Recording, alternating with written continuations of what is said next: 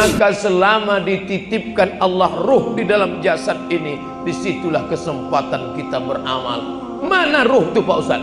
Tunjukkan saya mana ruh di dalam badan. Dia tak nampak. Kalau ada orang minta tunjukkan mana ruh, coba kau masuk ke dalam airport, bawa tas. Boleh masuk ke dalam? Tak boleh. Mesti lewat satu kotak dulu, cahaya X-ray namanya. Begitu masuk, tak boleh lewat. Ustaz Somad ya? Iya. Koper Ustaz tak boleh lewat. Begitu dibuka koper saya, ada pisau 2 biji di dalam. Dari mana Bapak bisa tahu? Karena ada cahaya X-ray. Begitu kita buka tirai, tak ada cahaya. Mana cahaya X-ray itu? Kalau cahaya X-ray saja tak bisa kau tengok, apalagi ruh. Bule-bule berjemur di pantai. Yang perempuan bule, yang laki-laki pakle. Berjemur dia di pantai. Apa yang membuat mereka berjemur? Kulit mereka tak berwarna sama sekali. Mereka ingin mewarnai kulitnya dengan cahaya ultraviolet.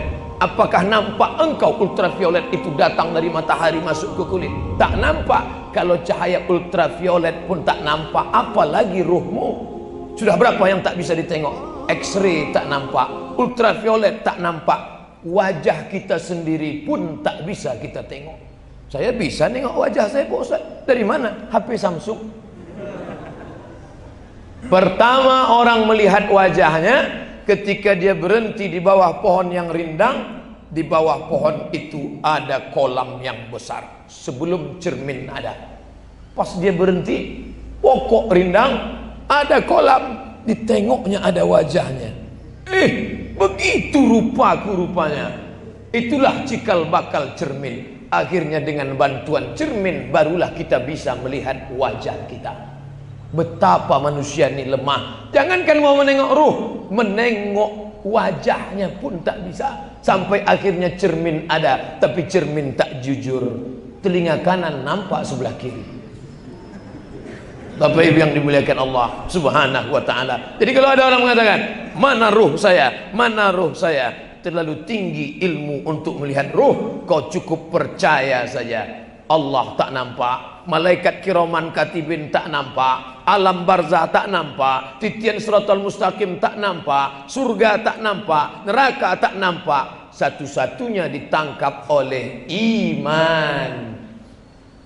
Antum minabillah wa malaikatihi wa kutubihi wa rusulihi wal yaumil akhir wa biqadri khairihi wa syarrihi. Keenam-enam ini tak nampak. Itu hanya iman kepada Allah Subhanahu wa ta'ala. Gara-gara iman itulah pedagang-pedagang yang ada di pasar tidak menipu timbangan. Yang 1 kilo tetap dia katakan 1 kilo. Tajam mata ibu-ibu menengok timbangan. Nengok Quran tak nampak, nengok timbangan nampak. Kurang 1 mata tuh, kurang. Ibu-ibu yang matanya sudah tajam menengok timbangan beras, timbangan cabai, timbangan ikan. Terus ibu pantau. Kenapa? Ibu yang matanya tajam, ibu sudah menyelamatkan pedagang dari makan haram. Di pasar 1 kilo, pulang ke rumah begitu ditimbang 9,5 ons. Lapor ke bapak, biar bapak bawa pistol. Kau betul kan timbangannya?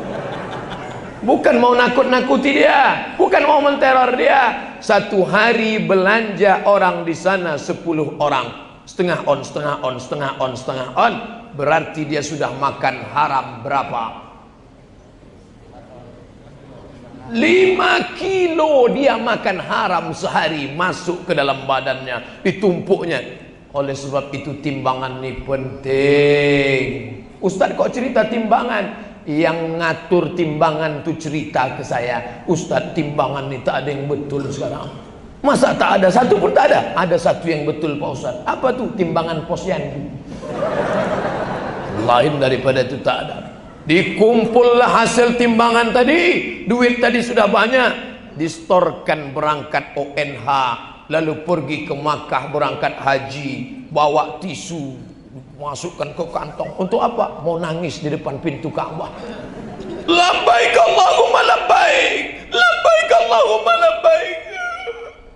Kenapa kau menangis? Kakiku dipijak Afrika. menangis depan pintu Ka'bah. Apa kata malaikat? La labbaik wala sa'daik. Kau tidak dapat haji mabrur. Kenapa? Zaduka haram, karena kau berangkat dengan uang haram.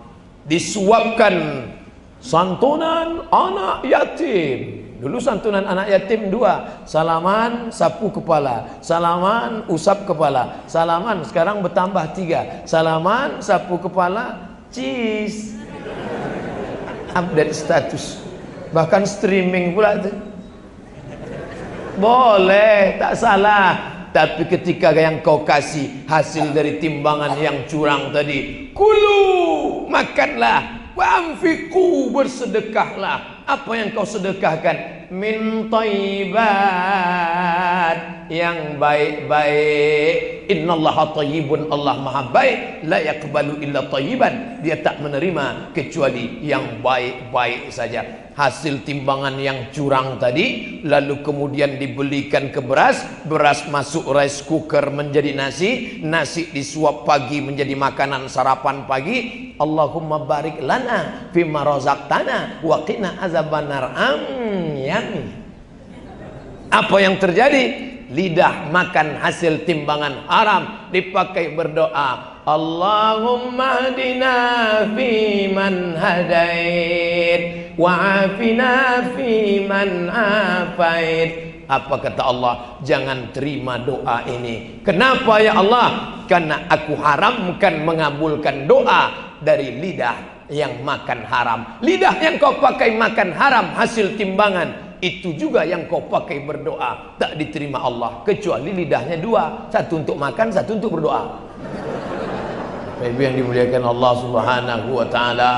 Oleh sebab itu, masuk darah, setetes darah, sepinggan, sepiring kita makan, yang jadi darah cuma setetes, masuk ke tangkai jantung, darah menyembur menyemprot naik ke otak, otak yang berpikir diisi darah haram. Maka nasiyatin, ubun-ubun, kadzibatin, pembohong, khati'atin, pendosa, lapendos, lelaki penuh dosa. Kenapa dia itu dosa saja isi otaknya? Dosa, dosa, dosa, dosa, dosa, dosa.